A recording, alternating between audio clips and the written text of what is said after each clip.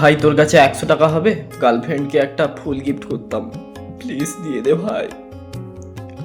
একটা টাকা নেই আমার কাছে গার্লফ্রেন্ডকে গিফট দেওয়ার জন্য। ভাই আমি বিষ খেয়ে মরে যেতে চেয়েছিলাম, কিন্তু সেই বিষটা কেনার মতনও আমার কাছে টাকা নেই। ভগবান কিছু টাকা দাও।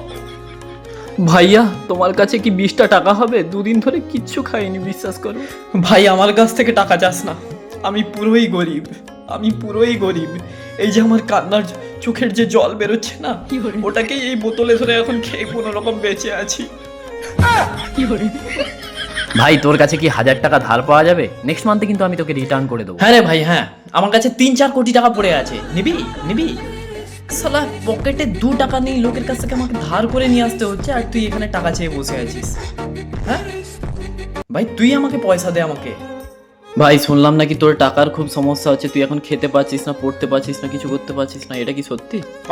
ভাই কখনো কখনো তো পূজা আমাকে টাকা দিত, এখন তো সেও বিয়ে করে নিচ্ছে, আমার কি হবে এখন? কে আমায় টাকা দেবে? দে না ভাই, 100 টাকা ধার দে, আমি তোকে দিয়ে দেবো, যাই হোক করে দিয়ে দেবো, মাঠে ঘাটে কাজ করে দিয়ে দেবো, প্লিজ দে ভাই।